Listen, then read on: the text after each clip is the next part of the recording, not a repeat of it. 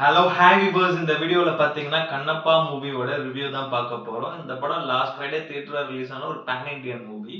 So இது வந்து பாத்தீங்கன்னா ஒரிஜினலா தெலுங்கு லாங்குவேஜ்ல தான் எடுத்திருக்காங்க. அதுக்கப்புறம் பேன் இண்டியா லாங்குவேஜ்ல டப் பண்ணி ரிலீஸ் பண்ணிருக்காங்க. ஸோ இந்த படம் வந்து பாத்தீங்கன்னா ஒரு பயோபிக்னே சொல்லலாம். ஏன்னா இது வந்து பாத்தீங்கன்னா கண்ணப்பான்னு ஒருத்தர் இருக்காரு. அது எல்லாருக்கும் நிறைய பேருக்கு தெரியும். சிவனுக்கு கண் கொடுத்த கண்ணப்பன் அப்படின்னு சொல்லுவாங்க. அவரோட ஒரு பயோபிக் தான் இது. இப்ப அவரோட நீங்க சன்னதி வந்து பாத்தீங்கன்னா, இது வந்து காலாஸ்திரி சிவன் கோயில் போனீங்கன்னா பார்த்திருப்பீங்க. ஃப்ரண்ட்லயே அதுக்கு முன்னாடி இருக்கும். ஸோ இது வந்து ஒரு ரியல் லைஃப் இன்சிடென்ட் அப்படின்ற ஒரு மைத் தான் அது.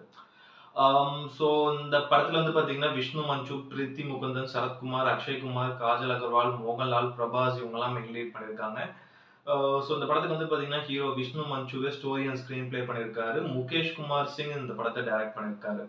ஸோ இந்த படத்தோட கதை என்னன்றது வந்து பாத்தீங்கன்னா, இந்த கண்ணப்பன் அவரோட ஒரு ரியல் லைஃப் ஸ்டோரி தான். ஸோ எப்படி அவர் வந்து பொறந்தாரு, என்ன இன்சிடென்ட்ல அவர் வந்து வளர்ந்தாரு, அதுக்கப்புறம் அவருக்கு கடவுள் நம்பிக்கையே இல்லாம எப்படி அவருக்கு சிவன் மேல கடவுள் நம்பிக்கை வந்து அவரோட கண்ணையே சிவனுக்கு குடுத்தாரு.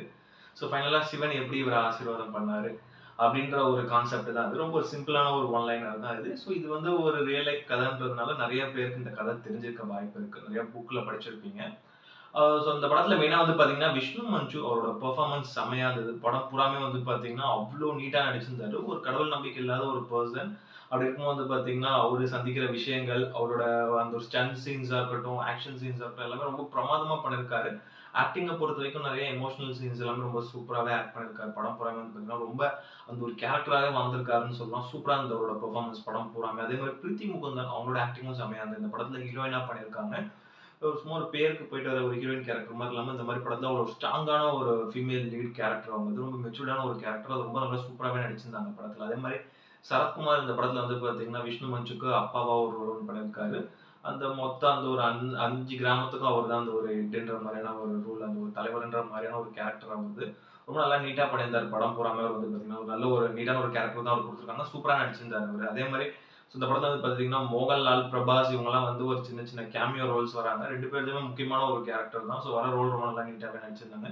பெரிய மாஸ் சீன்ஸ் அந்த மாரி இல்லனாலும், இவங்களுக்கு அந்த கேரக்டர் ரோலா படத்துக்கு என்ன தேவையோ அந்த கேரக்டர் குடுத்திருந்தாங்க. ரொம்ப நல்லா நீட்டாவும் அவங்க நடிச்சிருந்தாங்க. அதே மாரி அக்ஷய்குமார், காஜல் அகர்வால் இவங்கலாம் இந்த படத்துல வந்து பாத்தீங்கன்னா, சிவன், பார்வதியா பண்ணியிருக்காங்க. ஸோ படம் பூராமே வந்து பாத்தீங்கன்னா, அந்த ஒரு எக்ஸ்டெண்டட் கேமியோ மாரி வராங்க. ஸோ நல்லா இருந்தது இவங்களோட பெர்ஃபார்மன்ஸ். 2 பேரும் ரொம்ப சூப்பராவே நடிச்சிருந்தாங்க. அதே மாரி மோகன் பாபு அவரு இது வந்து பாத்தீங்கன்னா, மகாதேவ சாஸ்திரின்ற ஒரு ரோல்ல பண்ணியிருக்காரு. ஒரு முக்கியமான ஒரு கேரக்டர் அவருதும். தெலுங்கு ஆக்டர் மோகன் மோகன் பாபுது. அதையும் ரொம்ப நல்லா நீட்டாவே நடிச்சிருந்தாரு. அதே மாரி வந்து பாத்தீங்கன்னா, இந்த படத்துல வந்து முகேஷ் ரிஷி ஸோ அவரும் இந்த படத்துல வந்து ஒரு முக்கியமான ஒரு கேரக்டர் பண்ணியிருக்காரு. ஸோ அவரு இதுல வந்து பாத்தீங்கன்னா, ஒரு ஒரு ஒரு முக்கியமான ஒரு லீட் கேரக்டர் தான். ரொம்ப நல்லா நீட்டா நடிச்சிருந்தாரு. படம் பூரா நெறைய கேரக்டர்ஸ் பண்ணியிருக்காங்க. ஸோ இவங்க எல்லாமே மெயின் லீட் கேரக்டர்ஸ் எல்லாமே ரொம்ப நல்லா சூப்பராவே நடிச்சிருந்தாங்க. ஸோ அதே மாதிரி பார்த்தீங்கன்னா, ஸ்டீஃபன் தேவசியோட மியூசிக்க பொறுத்தவரைக்கும் வந்து பார்த்தீங்கன்னா, படத்துல சாங்ஸ் அந்த அளவுக்கு பெருசா எதுவும் இம்ப்ரெசிவா இல்ல. பட் பேக்ரவுண்ட் ஸ்கோர் நல்லா சூப்பரா போட்டிருந்தாரு. நெறைய இடங்கள்ல சவுண்ட் டிசைன் ஒர்க்ஸ் எல்லாமே ரொம்ப சூப்பரா ஒர்க் அவுட் ஆயிருந்தது. அதே மாரி வந்து பார்த்தீங்கன்னா, ஷெல்டன் சோவோட சினிமாட்டோகிராஃபி வந்து பார்த்தீங்கன்னா, படம் பூரா இது வந்து பார்த்தீங்கன்னா, அது ஒரு காலாஸ்திரி அந்த சரவுண்டிங்ல நடக்கிற ஒரு கான்செப்ட் தான் இந்த படத்தோட ஒரு ஸ்டோரி. பட் ஆனா சினிமாட்டோகிராஃபிய பொறுத்தவரைக்கும் வந்து பார்த்தீங்கன்னா, வேற எங்கேயோ போய் லொகேஷன்ல தான் எடுத்த மாரி ஃபீல் ஆகுது. எங்கேயோ ஹில் ஸ்டேஷன் சுத்தி சரவுண்டிங்ல தான் எடுத்த மாரி ஃபீல் ஆகுது. பட் இத வந்து அந்த ஒரு ஆதி காலத்து காலாஸ்திரி அந்த மலைகள் அப்படின்ற மாரி காட்டுறாங்க. பட் அந்த நேச்சுரல் எஃபெக்ட்ஸா இருக்கட்டும், பிளஸ் இந்த டிஏ ஒர்க்கா இருக்கட்டும், பட் அது எல்லாமே ரொம்ப நல்லா சூப்பரா ஒவ்வொரு ஸ்டண்ட் சீனா இருக்கட்டும், ரொம்ப சூப்பரா சினிமாட்டோகிராஃபி பண்ணியிருந்தாரு. ரொம்ப வந்து கிறிஸ்டல் கிளியரா இருந்தது பிக்சர். அதே மாரி வந்து பார்த்தீங்கன்னா, ஆண்டனியோட எடிட்டிங்கும் இந்த படம் வந்து பார்த்தீங்கன்னா, கிட்டத்தட்ட அரௌண்ட் ஒரு 3 ஹவர்ஸ் கிட்ட போகுது. அதுதான் கொஞ்சம் நமக்கு ஒரு மாரி நெருடலா இருந்தது. இடையில நெறைய லேக் சீன்ஸ்லாம் இருக்கு. ஸோ அத கொஞ்சம் ட்ரிம் பண்ணி ஒரு 2 1/4 மணி நேரத்துக்குள்ள கிறிஸ்பா கட் பண்ணியிருக்கலாம். இந்த படம் ஒரு லென்த் தான் என்ன பொறுத்தவரைக்கும் ஒரு பெரிய மைனஸா இருந்தது அவரோட எடிட்டிங் தான். அதே மாரி விஷ்ணு மஞ்சு ஹீரோ அவரோட ஸ்டோரி அண்ட் ஸ்கிரீன் பிளே வந்து பார்த்தீங்கன்னா, ஒரு நல்ல ஒரு சூப்பரான ஒரு கான்செப்ட் தான் எடுத்துக்கிட்டாரு. இது எல்லாருக்கும் தெரிஞ்ச ஒரு கான்செப்ட்டா இருந்தாலும், ஒரு ஒரு மைத்தாலஜிக்கல் ஒரு கான்செப்ட். அத அவர் எடுத்துக்கிட்டு ஸோ அந்த ஒரு ஸ்டோரி தான் எடுத்துக்கிட்டாரு. பட் வந்து ஸ்கிரீன் பிளேவ பொறுத்தவரைக்கும் ஓரளவு கொஞ்சம் ஆவரேஜா தான் இது வந்து எழுதியிருக்காரு அப்படின்னு தான் நான் சொல்லுவேன்.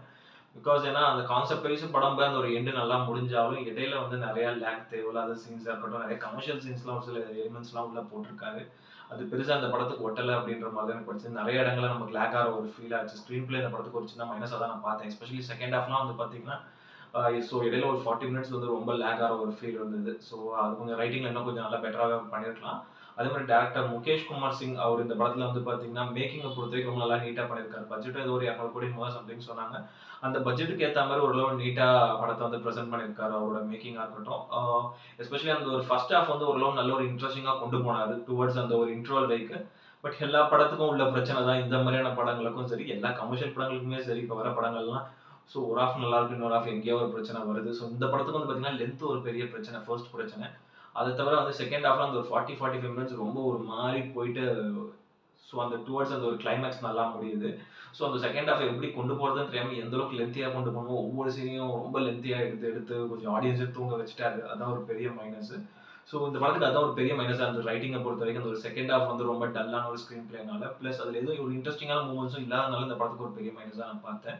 ஸோ ஓவராலா வந்து பார்த்தீங்கன்னா, ஒரு ஒன் டைம் டீசென்ட் வாட்ச் இது. ஸோ இன்னும் கொஞ்சம் பெட்டராவே பண்ணியிருக்கலாம். செகண்ட் ஹாஃப்லாம் இன்னும் சூப்பரா பண்ணி நெறைய கூஸ் பம்ப் சீன்ஸ்லாம் உள்ளுக்குள்ள வச்சிருந்தாங்கன்னா, இன்னும் கொஞ்சம் சூப்பராவே போயிருக்கும். பட் இந்த படத்துல பெருசா அந்த அளவுக்கான ஒரு மாஸ் எலிமெண்ட்ஸ் வைக்காம, இந்த கதைக்கு என்ன தேவையோ அந்த மட்டும் ஓரளவு நல்லாவே பிரசன்ட் பண்ணியிருக்காரு. ஸோ இந்த படம் வந்து பார்த்தீங்கன்னா, தியேட்டர்ல ஒரு ஒன் டைம் டீசென்ட்டா பார்க்கக்கூடிய ஒரு வாட்ச் தான். அப்படி இல்லன்னா கூட ஓடிடில வந்தோம்னா பார்க்கலாம். அந்த அளவுக்கு ரொம்ப ஒரு தியேட்டர் வாட்ச் அப்படின்ற மாரி இந்த படம் நான் சொல்ல மாட்டேன்.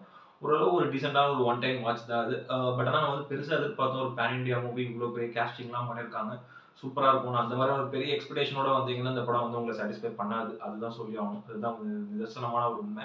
ஸோ இந்த படத்துக்கு நான் ஒரு ரேட்டிங் வந்து பார்த்தீங்கன்னா, 10க்கு வந்து ஒரு 5 குடுப்பேன். அந்த அளவுக்கான ஒரு பிலோ ஆவரேஜான ஒரு ஒன் டைம் வாட்ச் தான் அது. ஸோ டைம் இருக்கும்போது பாருங்க. இந்த வீடியோ புடிச்சிருந்ததுன்னா லைக் பண்ணுங்க, கமெண்ட் பண்ணுங்க, ஷேர் பண்ணுங்க. இந்த சேனல சப்ஸ்கிரைப் பண்ணுங்க. இந்த வீடியோட லிங்க்கும் உங்க ஃப்ரெண்ட்ஸ் எல்லாருக்கும் ஷேர் பண்ணுங்க. வேற இன்னொரு நல்ல வீடியோல மீட் பண்ணலாம். Okay friends. Thank you. Bye.